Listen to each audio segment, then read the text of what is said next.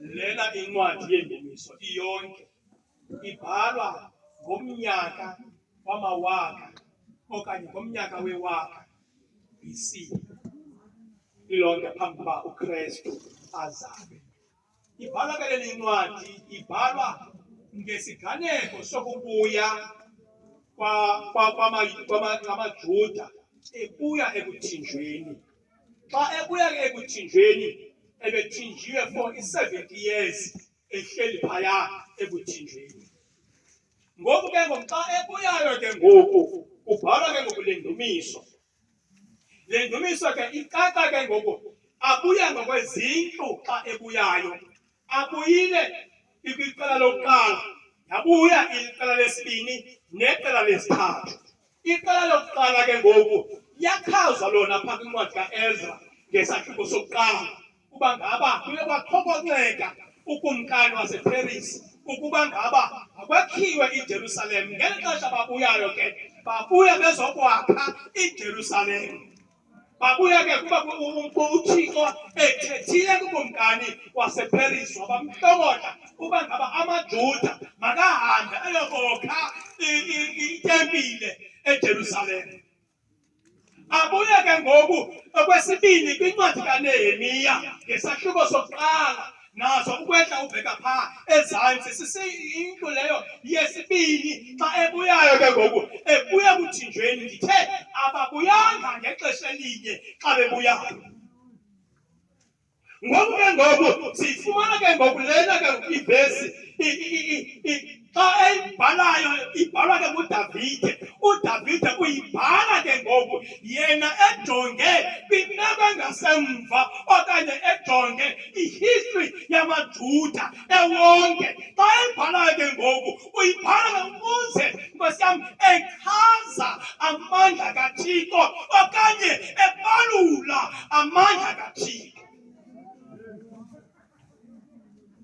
Xa ebaluleke amandla kaThixo siyibona ke ngoku xa kuzawuqala ukwakhiwa. Nkosi yam, kuqala ukwakhiwa ukhaphula ke ngoku ngencwadi kaEzra ngesahluko sona sesesithathu, yona ivesi izoba yeshumi neyeshumi elinanye. Kulapho kucaciswa kwakhona kuba kuye kwavunywa ingoma xa kuqalisa ukwakhiwa. Kwaqala kwavunywa ingoma futhi ivunywe ngoonyana baka-Asafu. Nkosi yam, beyivumela bebona umsebenzi omhle kaThixo.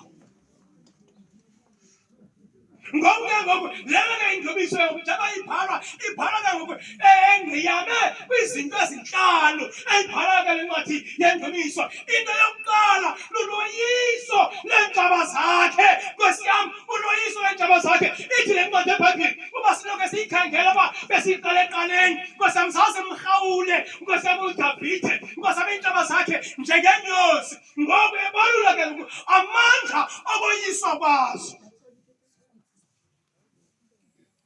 Ebalula amandla okoyiswa kwazo. Okwesibini ke ngoku, Nkosi yam, kubalulwe ke ngoku xa isehla le ncwadi yeBhayibhile. Nkosi yam, kwixesha loba ngaba kukhona i-transformation kwimeko yobukumkani bukaDavide. Kuba kaloku umntu Nkosi yam ebekade elawula nomntu ebecelwe ngabantu. Nkosi yam, kwakucelwe uSawule, bathi abantu basuka kuthi babheka kuThixo bathi sicela ubukumkani. Bathe basakuthi sicela ubukumkani, Nkosi yam, uThixo ke wabanika ukumkani onguSawule. Xa ebanikayo ke ukumkani onguSawule endleleni lwakhona ugwediso. Ngoku ke kusemveni ke ngaba kutshintshwa ke ngoku ukumkani ebecelwe ngabantu kusiza ukumkani ovela kuThixo onguDavide. Uvela ke ngoku yena Nkosi yam ngomprofethi onguSamuweli. Kuthiwa hamba bheka kwindlu kaJese. Wakufika kwindlu kaJese uze ke ngoku undifunele ukumkani. Kulelo xesha ke ngoku akakhange onwabe lo mntu kuthiwa nguDavide emveni koko, kodwa wabalula ke ngoku amandla oloyiso ukumkani uSawule. Okwesithathu, xa ibhalwayo ke ngoku le ncwadi ubhala ke ngoku echaphula kwimeko elitye lembumbo abalicebisayo abakhe. kodwa lona lajika la inhloko yempuphu. Ucaphukela ke ngoku ezama ke ngoku ukuveza because yena ubengumtekiswa, utekiswe kwawabo. Nkosi yami, etekiswa nguyise, etekiswa ngunina because ukukhangeleka okanye kukrokreleka indlela ezengayo uba ayikhange ibe yindlela entle okanye nendlela emandi. Nkosi yami, kokuqala nkosi yami wamtekisa uyise engamazi uba ngumntwana wakhe because indlela azengayo nkosi yami yena amehlo akhe uyise ebejonge nkosi yami umkhonzazana, kanti ngecebo labantu abangomama kwathathwa yena unkosi yami umama kaDavide wafakwa endlini wenza lento izobenziwa ngumkhonzazana. Nkosi yami kwavela uDavide. Haleluya. Wakuvela uDavide watekiswa engamazi uyise ngaba nkosi yami umntwana wakhe. Ngoku nkosi ngamandla ke lawo ke ngoku unkosi yami nkosi kumkani okanye ngamandla lawo uba ebetekisiwe. Okwesine ke ngoku sisiprofeto okwesine. Le ncwadi ibhalwa kuyanya kwizinto ezinhlanu. Nkosi yami okwesine sisiprofeto sikaMesiya. Nkosi yami kwaprofethiwe ngokuza kukaMesiya kodwa ukhona ke uMesiya ozoza. Nkosi yami ngoku bengamazi uba uzovela kanjani, ozoza kanjani, kodwa lo Mesiya ebezawuza yena esuka okanye ke ephuma nkosi yami kwindlu kaObhedi. Nkosi yami bengamazi uba uzofika nkosi yami kwesiphi isizukulwana. Ngoku ke kwaprofetha nkosi yami nguye ke ngoku lo nkosi yami yena ozekelisiwe ngaba lilitye lembombo ukubona abakhi abathe balitekisa. Ngoku sibexesha lelende ilitye alikabonakali ukutekiswa kwalo, kodwa sekuqalile uba ngaba kubonakala amandla okutekiswa ngalo because ibhunga selihleli ngaye uYesu. Nkosi yami selihleli ngaye uMesiya. Ngoku ke ngoku nkosi yami sesisiprofetho ke esi nkosi yami sichaza leli ncwadi. Okwesihlanu ke ngoku nokokugqibela nkosi yami yinceba kaThixo. Nkosi yami yinceba kaThixo. Okugqibela yinceba kaThixo. Nkosi yami yiyo ke ngoku le abalula amandla ayo uDavide kuba ngaba wayebona xa ejonga ngasemva. Nkosi yami eyona nto ayijongileyo nayibonayo ubona inceba kaThixo. Nkosi yami kuba udlula ezintweni. Nkosi yami ezi zinto ebedlula ngazo ebengadluli kuba yena nkosi yami ebezinganga ngamandla, kodwa into ebimdlulisa ibiyinceba kaThixo. Inceba kaThixo ithi le vesi ivesi engasentla, ivesi ezingasentla I think phaa ko-8 ithi ngokulungile umuntu uba akholose ngoThixo kunoba akholose ngabantu. Nkosi yami ngoku yena ebengakholosanga ngayo yonke into ebekholose ngayo ibinye. Nkosi yami ebekholose ngoThixo, uThixo bewamnceda. Nkosi yami wamdlulisa. Nkosi yami ngoku ke ngoku uzobalula amandla kaThixo. Yilena basifikelela kulaa vesi ingu-24, yivesi leyo ke ngoku endifuna xa sizawugoduka abantu bagoduke nayo. Yivesi ethi ke ngoku lena yimini ayenzileyo Yehova, masigcobe sivuye ngayo. Amen. Because udlulile uDavide ezintweni ezininzi, but ngoba kugqibeleni uveza inceba kaThixo uba ngoku uyixesha uba masivuye because ababebandezelekile eBhabhiloni nkosi yami amaJuda nkosi yami na-70 years, kodwa adlula nkosi yami ekudluleni kwawo, kodwa adlulise inceba kaThixo. Futhi inceba kaThixo ibancedile kuthi sekuthiwa mabavume ingoma nkosi yami ekumkani wabo okanye ingoma yakho wabo, bathi bona ngekhe basibeka phansi iihadi zabo, bathi ngeke sivume ingoma kaThixo wethu kwisizwe engesisokwa isizwe sethu. Inceba kaThixo ngokule idalwa ngoko sithethe ngayo, masivuye ke namhlanje sigqoke. Nkosi yami kuba le imini uThixo ayenzileyo. Nkosi yami imini uThixo le nkosi yami besingayazi uba ingafika. Xa umntu ke ngoku ndibona imibhalo apha kule mibhalo yalapha kubhaliwe iminyaka engama-50. Iminyaka engama-50. Xa incwadi yeBhayibhile ibala iminyaka, nkosi yami ibala imini iphinde ibala nobusuku. Ithi loo nto leyo xa umuntu ephilayo uphila kwizinto ezimbini. Uphila nkosi yami hayi kukhona ubusuku empilweni yakhe, aphile empilweni yakhe. Kukhona imini empilweni yakhe. Kodwa le mini aphila kuyo, uphila ke ngoku kukhona isizini eziyi-4. Kukhona imeko yasebusika, kukhona imeko yasentwasahlobo, ikhona imeko yasehlotyeni, ikhona ke ngoku nemeko Nkosi yam yasekwindla. Zonke ezi zinto abubusuku nale mini zonke zidlula kwezi sizini ziyi-4. Xa zidlula kwezi sizini ziyi-4, wonke umntu olapha akekho umntu ongadluliyo kwezi sizini. Noba singazudlula ngaxesha linye, kodwa sizawudlula kwezi sizini zine. Futhi wonke umntu olapha Nkosi yam uzawufikela bubusuku, wonke umntu olapha uzawumfikela imini.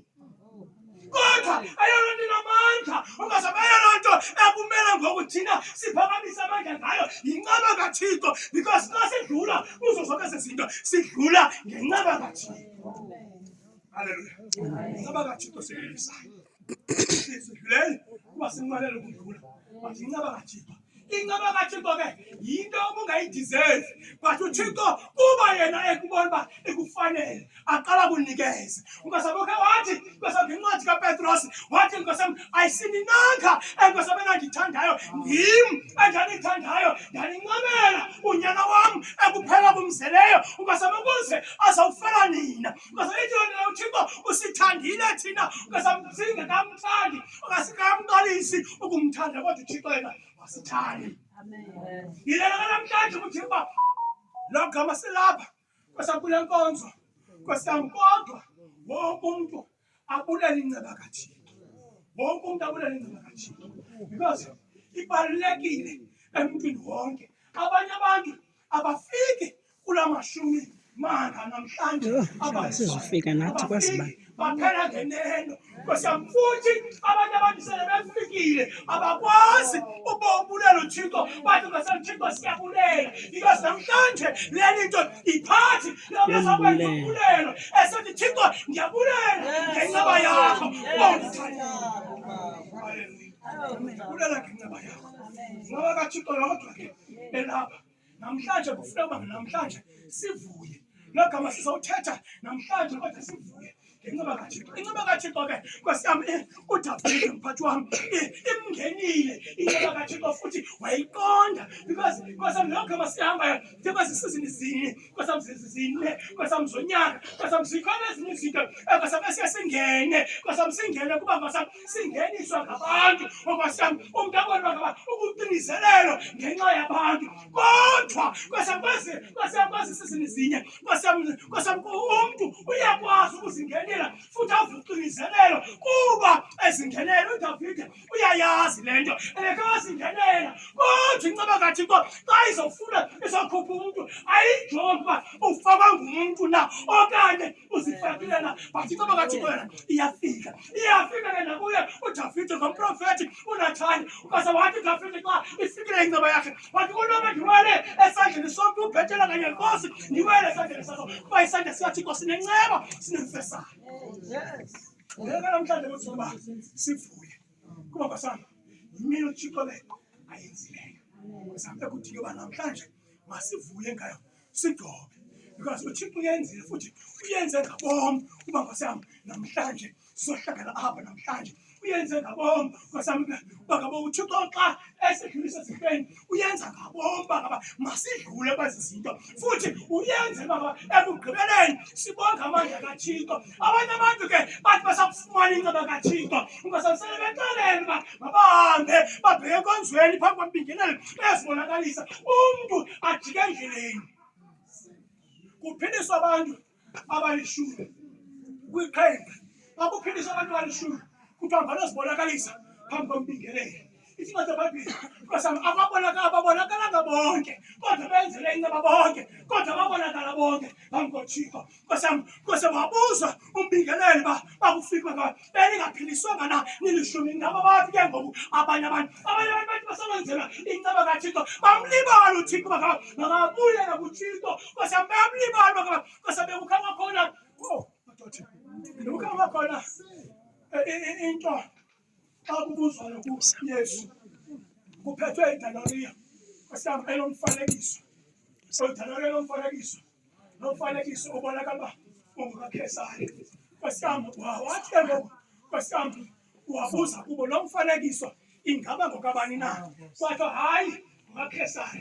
Wathi ke ngokuyena ezikaKhesari izinto mazibuyele kuKhesari, kodwa zikaThixo zonke izinto zibuyele kuThixo. Ekuthiwa namhlanje silapha sizawuvuya uThixo ewenzile kwesam lomini ukuba namhlanje masibulele kuye simaza yonke into uThixo uyayenza, futhi akamshiyi umntu wakhe kwesekuye yonke into yakhe, futhi uyasithembisa wathi yeka sishiye inkosi inkosi akusomandla ayiwasikelele lamazwi ngoku nakhona phakathi. Amen.